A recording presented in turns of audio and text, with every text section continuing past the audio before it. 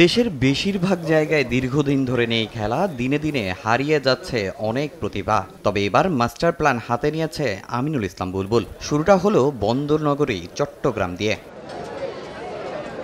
প্রথমবারের মতো শুরু আঞ্চলিক ক্রিকেট টুর্নামেন্ট। বিসিবি ও বিভাগীয় ক্রীড়া সংস্থার উদ্যোগে এমন টুর্নামেন্ট দেশের ক্রিকেট ইতিহাসেও প্রথম। বীরশ্রেষ্ঠ মতিউর রহমান স্টেডিয়ামে এদিন এই টুর্নামেন্টের উদ্বোধন করেন বিসিবি সভাপতি আমিনুল ইসলাম বুলবুল। আয়োজনে ছিলেন নাজমুল আবেদিন ফাহিম সহ একাধিক বিসিবি কর্তা। প্রতিভাবান ক্রিকেটার তুলে আনাই বোর্ডের একমাত্র লক্ষ্য। ডিসেন্ট্রালাইজেশনটা শুধুমাত্র ক্রিকেটের প্রতিযোগিতামূলক না, প্রত্যেকটা জেলা যেন তার নিজস্ব জেলার যে ক্রিকেট সত্তা আছে সেটা যেন তারা প্রস্ফুটিত করতে পারে। প্রথম ইভেন্টে যে পরিমাণ সাড়া আজকে দেখলাম, সেটা শুধু এটা চিটাং শুরু করলো, আমরা আশা করবো অন্য অন্য রিজনগুলোতে এই ধরনের সুন্দর ব্যবস্থা গ্রহণ করবে। এখানে শুধুমাত্র খেললেই হবে না, আমাদের কিছু কাজ আছে এখানে ট্যালেন্ট আইডিগুলো দেখা, ট্যালেন্টগুলো রিটেন করা।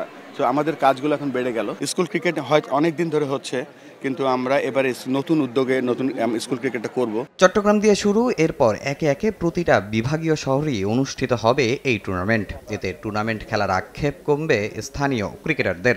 এখানে প্রপারলি ক্রিকেট হয় না, এখানে মাঠ নাই। সো এই জিনিসটা করার জন্য আমি এই দুটো জিনিস মাথা নিয়ে নেমেছি এবং আল্লাহর মধ্যে শুরু করলাম। এটাই আমাদের আলটিমেট গোল।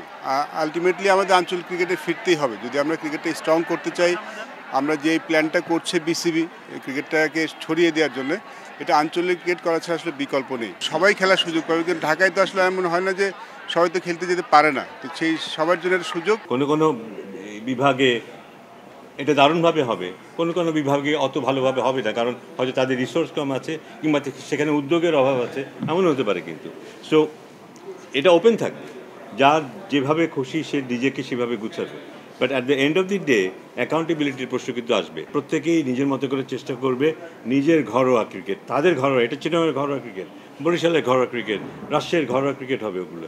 এবং ওদের যারা এগুলির দায়িত্বে থাকবেন তাদের দায়িত্ব হবে এটাকে ঠিকভাবে সুষ্ঠুভাবে পরিচালনা করে। চট্টগ্রামের এই টুর্নামেন্টে অংশ নিচ্ছে বিভাগের 11 জেলার দল। আগামী 8 সেপ্টেম্বর হবে সেমিফাইনাল আর ফাইনাল 9 সেপ্টেম্বর। সময় সংবাদ, চট্টগ্রাম।